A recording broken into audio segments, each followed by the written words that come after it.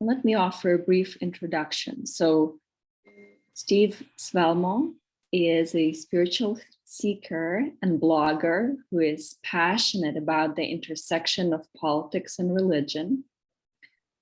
He is a veteran of the Vietnam War, where he served from 1966 to 67. And having experienced PTSD as a result of that experience he went through, Steve struggled with depression and homelessness, but he credits his encounter with God as a motivation to turn his life around. He then completed a college education at Cal State University of Hayward in '81 and pursued a career in accountancy. And today he lives with his wife, Natalie, in Stevensville, Montana. I don't know if some of you made the connection, but Steve is also my father, and he taught me so much about Christianity and Christian living by example. And it is in fact his compassion and kindness that dramatically changed the lives of my family, and why it is one of the reasons why today we are not in Ukraine, for example. So it is my great honor and privilege to hear him speak today. Go ahead, Steve. Thank you, Katerina, for that introduction. It's very kind of you. It's all true. I want to start by providing a brief overview of my spiritual journey and how I came to the conclusions that I now reached. As some of you know, I struggled greatly after serving in Vietnam, encountering problems with homelessness and difficult health problems, never quite fitting in or meeting my own expectations or those of the people around me. I had some remarkable experiences and good fortune that allowed me to overcome these early difficulties and land more or less on my feet.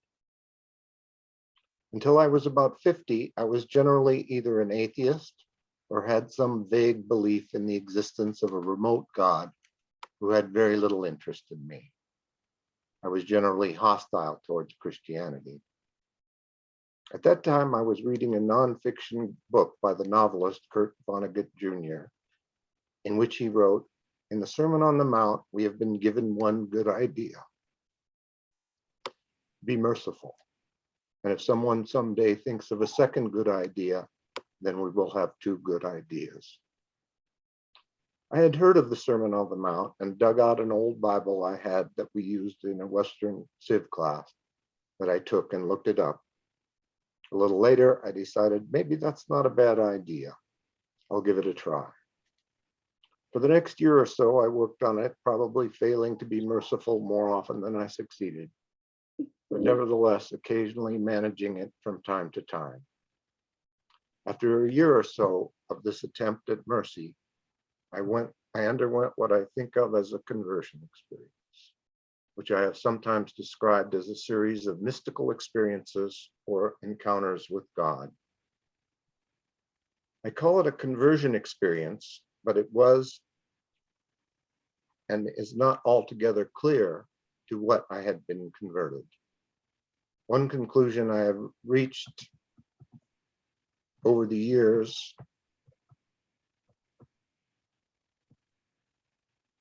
is that believing in Jesus means to actually follow his ethical teachings. If one actually believes that Jesus is God, it seems a no-brainer to pay close attention to his words on how we should live. Do we live in accordance with the precepts that he says result in the best life? The precepts that lead us to become sons of the Most High. This understanding of the gospel is consistent with Swedenborg himself and many others, at least to some degree, as he stresses the importance of our actions and motivations in his writing over our mere understanding of the nature of Jesus. Let's start by considering the New Testament reading that I provided. You shall love the Lord your God with all your heart and with all your soul and with all your mind. This is the greatest and first commandment. If I examine myself, I see clearly that I fall well short of this greatest and first commandment. And I think that it is generally true of everyone I have known. The question I am inclined to ask is, who does this?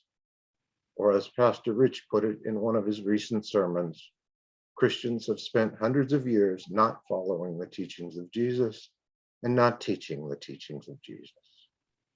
Or as it was succinctly put by a 16th century Englishman, either this is not the gospel or we are not Christians. But consider the remarkable opening line of Dietrich Bonhoeffer's most famous book. Cheap grace is the deadly enemy of our church.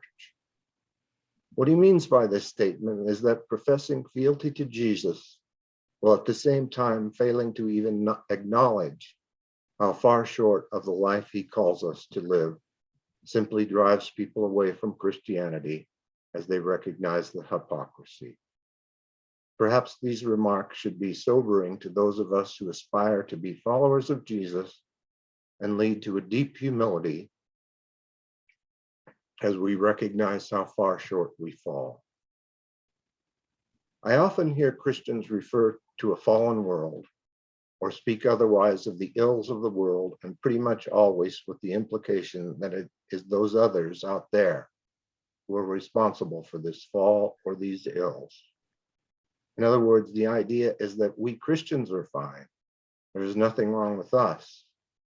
If those others would just accept Christianity as we have, all will be right with the world. I want to suggest that this understanding may be exactly the wrong way to look at the nature of our shortcomings. I think Christians often see themselves as the moral leaders of society, or at least that should be true. In which case, it may make more sense to take responsibility for what has gone wrong. Leaders are often held accountable for the failures and shortcomings of those whom they lead. Shouldn't it then make sense for that concept to apply to Christianity of our Christianity itself? If we ourselves are the shining light on the hill, and the world is not perceiving us as such, maybe the problem is not the world. Sometimes I am tempted to believe that Christianity has been given to us, not as a test that God provides, so that he can decide who is worthy of heaven and who not, but rather the vehicle through which God's kingdom can be established here on earth. Given the seriousness of the problems that we face here and now, where our technological wizardry has far outpaced our spiritual wisdom, perhaps the Christian life has been given to us to save ourselves from ourselves. But the Christian virtues of compassion, mercy, humility, and concern for the truly disadvantaged are exactly what is needed now to overcome the human tendency towards selfishness and arrogance, leading to a connection to God that is now not in evidence. As a practical matter, it is easy to see at least some sense to this approach. Whether in religion or politics, it is overwhelmingly prevalent to see the evil in others while disregarding that same evil within ourselves. There might be something to this approach in politics, which can be seen as a zero-sum game, but not so with religion. As our neighbor grows closer to God, we both benefit, or so it is said. People are not persuaded by insults and often hyperbolic criticisms. Rather, the reverse is almost universally true. Such an approach generally leads the other to defend their position stubbornly, even in the face of overwhelming evidence to the contrary. On the other hand, our own shortcomings, our own evil, these are the issues that are within our power to effectively address. As Jesus put it, remove the log from your own eye so that you can see clearly to remove the speck from your brother's eye. Ever since I attended church here at Church of the Holy City, Rich has mentioned his interest in healing our divides. For most of this time, I have been skeptical of the potential to move the needle in that regard. But I was thinking of efforts to directly impact our political divides, most of which seem to me intractable at the current time. Some of his sermons last spring significantly reduced my pessimism, as he suggested a religious approach that I think is interesting. I was especially encouraged by one he gave near the end of the church year, in which he advocated connecting with young people using a non-traditional approach. As Rich mentioned, church has a bad name with many of the young, and if we are to impact them in some positive way, we may need to be innovative in our interactions with them. It is my understanding that Katerina and Cheryl are now working with teenagers and young adults raised in difficult circumstances who are struggling to make their way in the world. From the perspective of healing our divide, it might make sense to start in an area where there is substantial agreement, rather than where we are at odds. A few years ago, I saw a survey in which over 90% of the respondents agreed with the statement, all children should have an equal opportunity to succeed. And over 60% still agreed, even if reaching that goal required an increase in their own taxes. So in other words, there likely is more scope for cooperation across the political and religious divide on this issue than on most others, perhaps leading to greater understanding. My hope is that the powers that be in Church of the Holy City will consider seriously placing an emphasis on this issue, with the idea of engaging the entire congregation, at least in some small way, in this effort. I've heard some inspiring sermons over the years,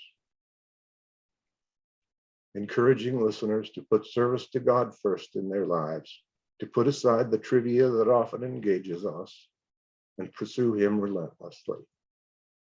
I've never managed to follow through on a message like that, no matter how eloquent the speaker, and I have concluded that it should not be seen as an individual project. It needs to be accomplished as part of a community. In other words, such a sermon might be more effective if the message was, put God first in your life, and here is how this church will help you do that. Maybe in Jesus' mind, that is the purpose of the church, to create the cohesion and oneness that can be obtained by working towards a common objective. Back to healing the divide. I am optimistic that a congregation that adopted an emphasis on advocating for children raised under difficult circumstances could find other groups, both secular and religious, interested in cooperating with such an effort. In the opinion of some, strengthening inner city churches is likely the most effective path towards healing the woes that children raised in difficult circumstances now face. Perhaps Church of the Holy City can help bring more resources to bear on those already working with these children and young adults. My experience suggests that others as well, religious or other, could be attracted to an effort of this nature. I've heard it said by Jewish religious leaders that there was nothing novel about Jesus' ethical teachings. Perhaps by emphasizing the importance of understanding and following Jesus' teachings, we could reconnect with our Jewish roots. After all, it's clear that Jesus was thoroughly Jewish, and I'm certain that his goal was not to create a community at odds with his roots. We might even see ourselves as prodigal sons and daughters of Judaism, and it is time to reconnect with our parents. I will close by referring back to the Old Testament reading in which God, speaking through Isaiah, explains that if we stand with those whom society marginalizes, then shall your light break forth like the dawn, and your healing shall spring up speedily. Your righteousness shall go before you. The glory of the Lord shall be your rear guard. Then you shall call, and the Lord will answer. You shall cry, and he will say, Here I am. I have concluded that the fundamental problem that we face as Christians today is connecting to God more fully than we have been, and that working to advance